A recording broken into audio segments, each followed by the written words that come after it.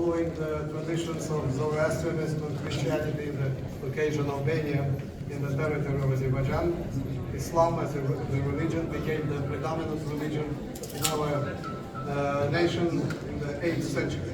And after the fall of the Arab Caliphate, Azerbaijan restored its stately traditions, marking a revival in the political, economic and cultural areas.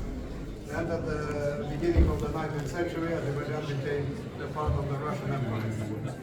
After the collapse of the Russian Empire on the 28th May 1918, the young, newly fledged Azerbaijani Democratic Republic was founded, and my nation is rightfully proud that it became the first democratic republic in the Muslim world.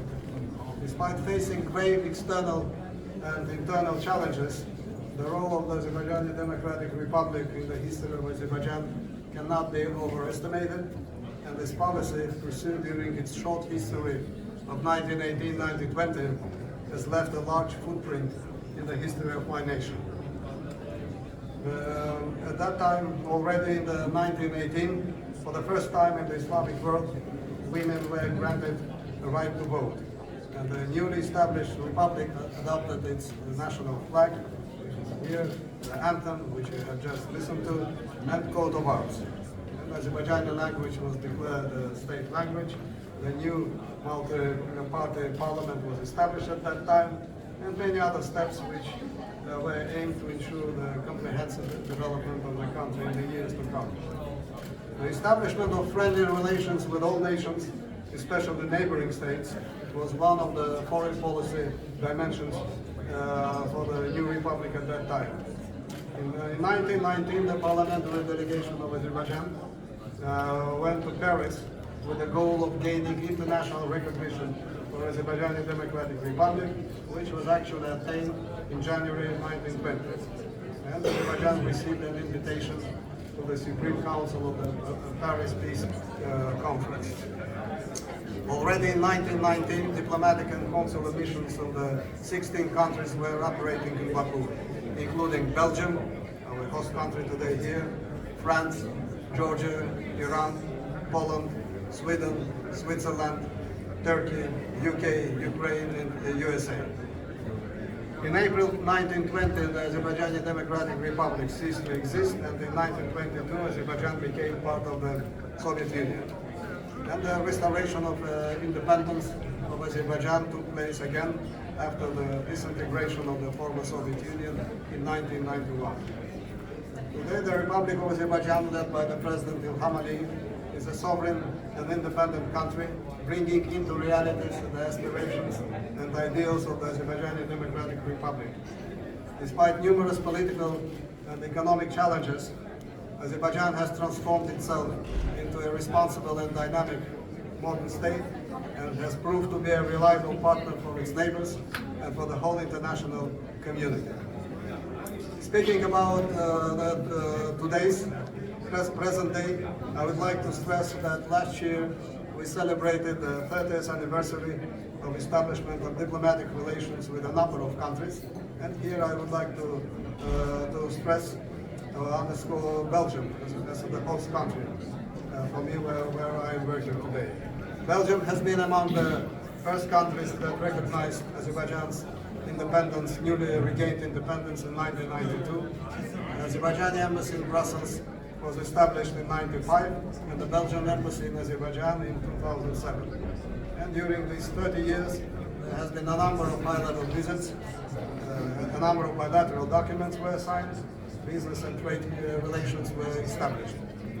And here, taking this opportunity, I would like to express my gratitude to the representatives of the Belgian institutions, the Foreign Ministry of Belgium, who are present here, and also taking this opportunity, I would like also to thank 4,000 strong Azerbaijani community living in Belgium.